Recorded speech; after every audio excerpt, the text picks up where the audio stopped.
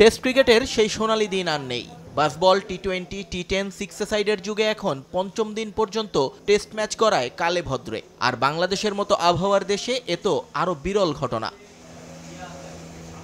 মিরপুরে এরকমই এক বিরল ঘটনার সাক্ষী হলেন আজ ক্রিকেট সমর্থকরা। আয়ারল্যান্ডের বিপক্ষে সিরিজের শেষ টেস্টটা চলল মধ্যাহ্নবিরতির পরও আরও ঘণ্টাখানেক। শেষবার 2022 সালে শ্রীলঙ্কার বিপক্ষে এমন দৃশ্য দেখেছিল মিরপুর। এরপর কালে কালে 3 বছর শেরেবাংলায় 4 দিনের টেস্ট যাওয়াটাও ছিল বিশাল ঘটনা। মূলত মিরপুরের স্পিনিং উইকেটের কারণেই 3 দিনের মধ্যে ফল চলে আসতো এতদিন।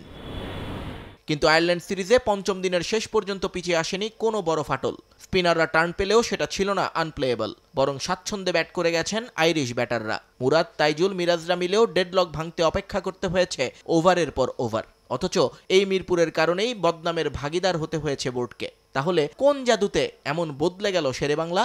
গামিনী চলে যাওয়াই কি প্রধান কারণ, নাকি গ্রাউন্ডস কমিটির নতুন চেয়ারম্যানের হাত আছে কোথাও? All credit goes to curator Tony Hemming সহ পুরো টিম।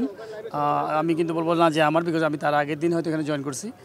বাট আমার মনে হয় যে খুব সুন্দর উইকেট, আমার কাছে খুব বিউটিফুল, আমার কাছে খুব ভালো লাগছে যে আমাদের দেশে অনেকেই সমালোচনা করতেন যে উইকেট খুবই মাটি খারাপ, এই খারাপ, বাট ভালো উইকেট যে বানানো যায় আমার মনে হয় সেটা কিন্তু প্রমাণ করে দেখিয়েছে আজকে আমাদের গ্রাউন্ডস টিম। ক্রিকেট ডেভেলপমেন্টে স্পোর্টিং উইকেটের বিকল্প নেই, এটা সবারই জানা। কিন্তু প্রয়োজনে হোম অ্যাডভান্টেজ ব্যবহার করতে কোনো বাধা দেখেন না পাইলট।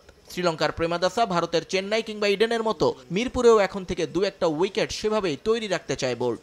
যখনই আমাদের ট্যাকটিক্যাল কিছু বিষয় থাকবে, যে হয়তো কোনো পয়েন্ট পেলে হয়তো আমরা ওয়ার্ল্ড কাপ কোয়ালিফাই করবো বা হয়তো কোনো এসএসসি খেলা কোয়ালিফাই করবো, কিছু থাকে এরকম অনেক সময়, সেই ট্যাকটিক্যালগুলোর জায়গাতে আমার কাছে মনে হয় কিছুটা হোম অ্যাডভান্টেজ একটু নিতেই হবে এবং নেওয়া উচিত। আমি মনে করি সব দেশ সব দলই এরকম করে, কিন্তু তার মানে এই না যে আনস্পোর্টিং কোনো চিন্তা ভাবনা করা। বাট আমরা যতটা এরকমভাবে এরকম টাইপের উইকেটে খেলবো আমার মনে হয় যে আমাদের প্লেয়ারদের অনেক ইম্প্রুভ করবে। টেস্টে দারুণভাবে ঘুরে দাঁড়িয়েছে বাংলাদেশের ব্যাটাররা। ওয়ানডে, টি20 রান খরা কাটিয়ে উঠেছেন অনেকেই। স্পিনাররাও আত্মবিশ্বাস বাড়িয়ে নিয়েছেন নিজেদের। কিন্তু পেসারদের কথা ভাববে কে?